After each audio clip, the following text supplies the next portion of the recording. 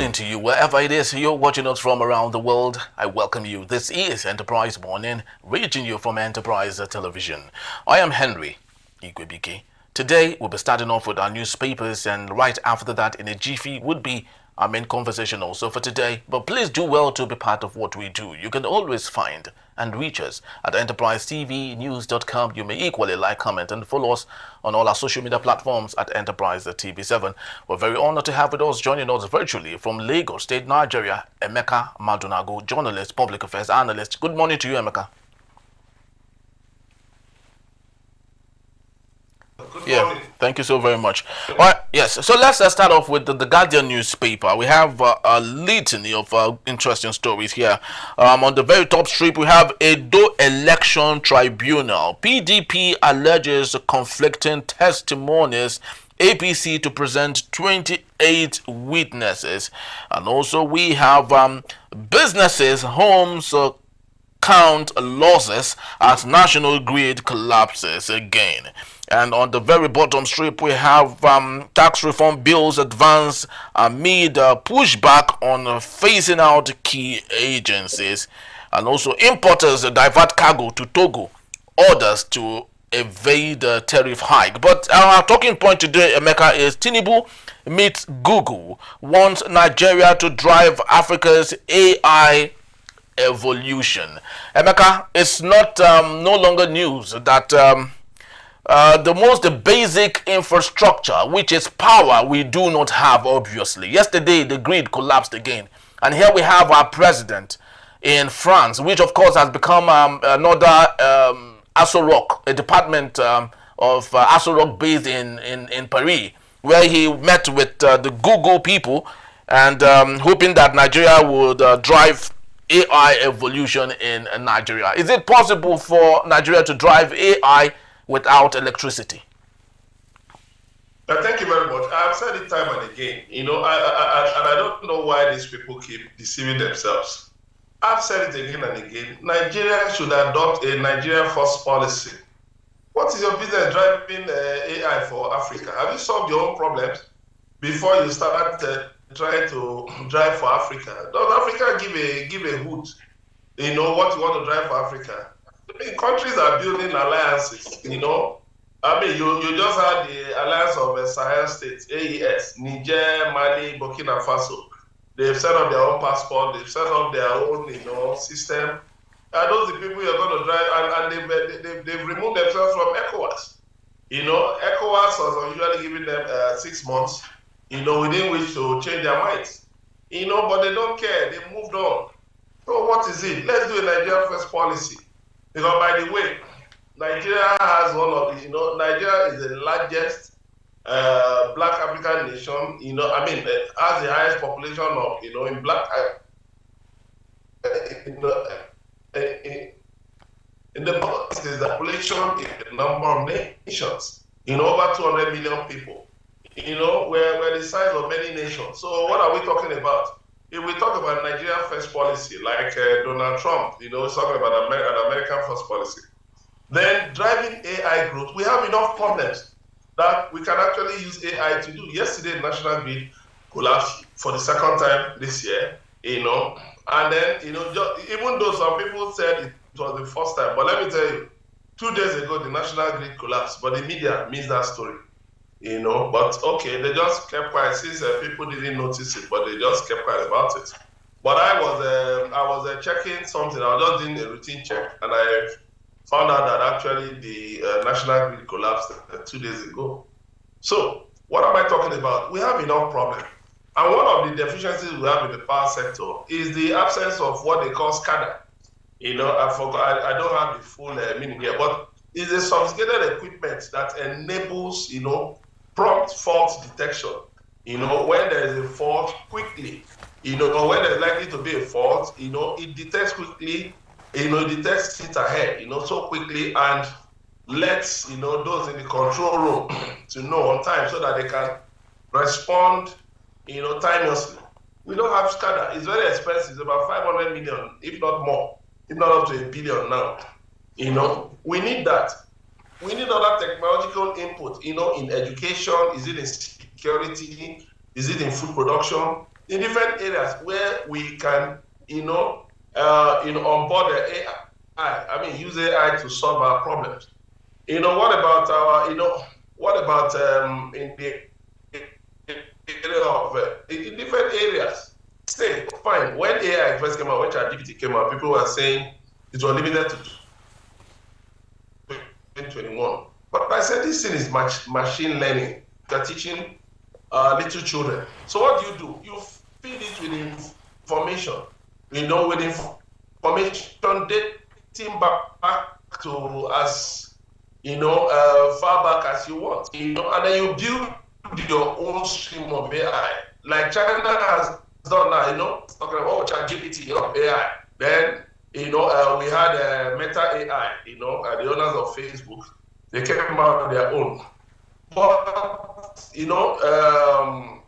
Google also came out, Google Bread, But China, at the beginning of this year, just came out with a DeepSeek.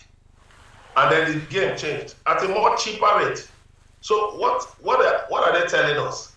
That, listen, go back to your country. You know what the problems of your country are. Go and find out, how you can use AI, to develop solutions to your complex and your simple problems. Stop this idea of we'll drive for Africa. We'll do. I mean, you're taking this your Big Brother Africa role too far, and it's becoming a joke. It's becoming a source of mockery. But you can't solve your own problems. You're talking of solving Africa's problems. I wonder how those who draw up policies for this administration, especially the foreign policies. What are they really thinking about? That's why you need people, who are nationalistic in thinking, in crucial positions like foreign affairs, to advise the president.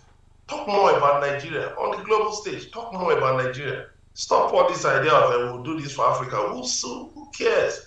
South Africa doesn't consult you when they take decisions.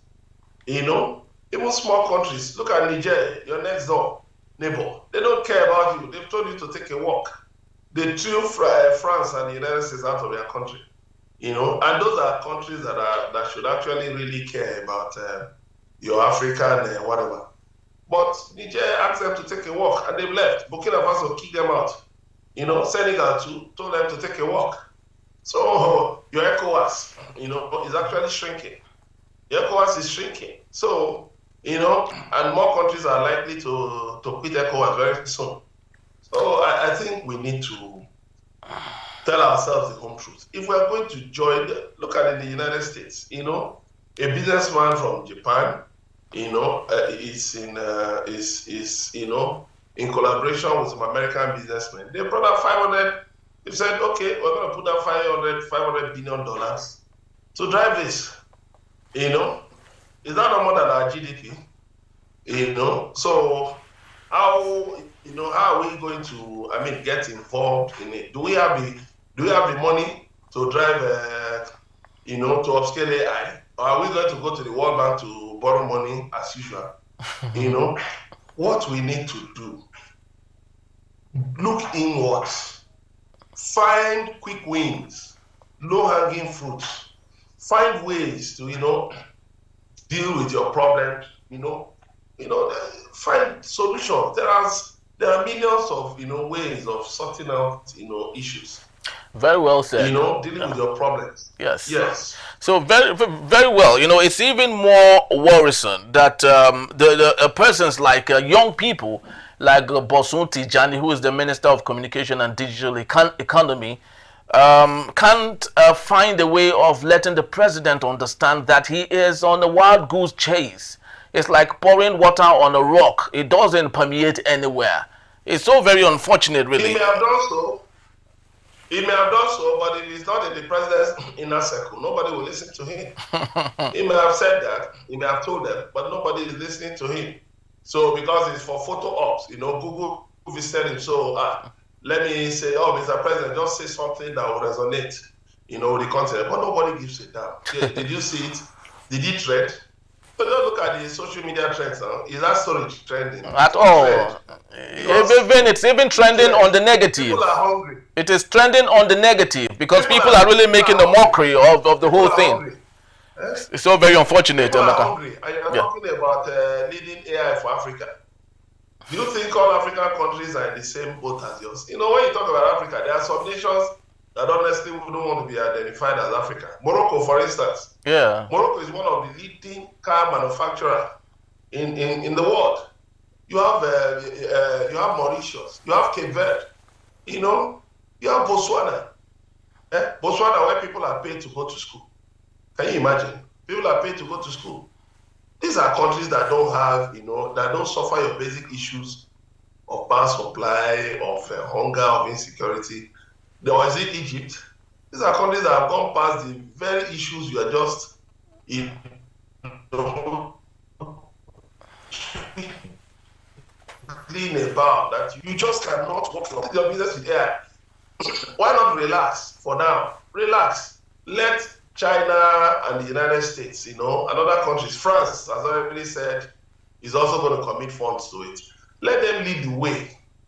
Don't try to, jump into the fray every time. Anything that comes up, you must have something to say. And the other things that you can talk about with Google instead of, because what it also shows is that he really had nothing to say. Exactly. There wasn't really anything productive that came out of the meeting. And so you just had to say something, just say something. Because there's something productive about it. I mean, for instance, is Google bringing in investment to Nigeria? Google has had different training programs for different segments of Nigerians, professionals, students, and all of that. So is Google going to upscale that? Is Google going to help in terms of broadening education, skills acquisition, and some of these things? Security. Is Google going to help, for instance, with security, tracking criminals, tracking insurgents, tracking that? Those are the problems. All right. Is Google also going to help with in terms of dealing with problems associated with agriculture in Nigeria? Irregular rainfall and all of that. Those are the things that should concern you, not leading AI for Africa. Come on. Okay, Emeka. Let's look at other stories from the Vanguard newspaper. Let's just go straight to our talking point here. Tanker fires. Federal government mulls a ban on trucks with 60,000 liters capacity. From one little issue to another, we major in the minor and minor in the major. Rather than the federal government, I want to believe, think of better ways of logistics for PMS and other products. They are here, doing what they know how to do best, banning trucks from lifting products. Is this another miscalculation coming from the Tinubu-led government? Well, if it has to do with banning trucks, some of these trucks are over 40 years old, over 50 years old. And so, they may not be actually performing well, and so another thing is this: what is the level of maintenance? People use a truck head that's not well maintained. Then you now have the bucket, or the tank at the back that's not well structured, put together very well, and so, or is it those carrying containers who don't latch the containers well? Some don't even latch their containers at all. So it's like, just like what Senator Enyinnaya Baribe, from Abia State said, that there are two sets of laws in Nigeria. One law for the north, one law for the south. Otherwise, I mean, we know that transportation business by trailers is actually dominated by the north. So why is it that, the federal government, through the Federal Road Safety Corps, cannot get them to properly maintain their vehicles? What you do is that you place emphasis on private vehicles. You see state government telling you, go and get this, go and do this, don't speed, but nobody is looking at trucks. Nobody. So when you now talk of banning, big trucks, have you achieved anything? Is it that smaller trucks cannot cause? See the other day in Anambra, was it not a small truck that ran into two vehicles conveying task force officials? And some of them lost their lives. So what exactly are we talking about? It's just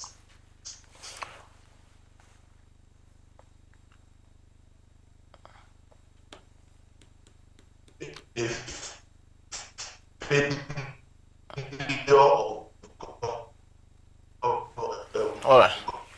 governance. That's why you're having all things. These trucks can be regulated. Then at the roads, So those are the problems. All right, Emeka. Let's, if it's okay by you, in 60 seconds, if you may, on the Punch newspaper, I would love us to talk about someone that, of course, has been doing a lot for Nigeria, and it's no other person but Mr. Tony Elumelu.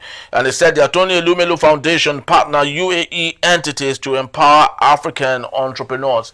And lots of people have come up to really, talk about Tony Elumelu and his gesture for entrepreneurs in Nigeria. But on the other end, people have equally questioned the level of patriotism by Tony Elumelu. He gives grants and help to entrepreneurs, at the same time being in bed with authorities that make the environment difficult for the same entrepreneurs to function. So is it possible that he really does understand the importance of the patriotism as regards helping, but at the same time creating opportunities that make it difficult for same entrepreneurs not to do well?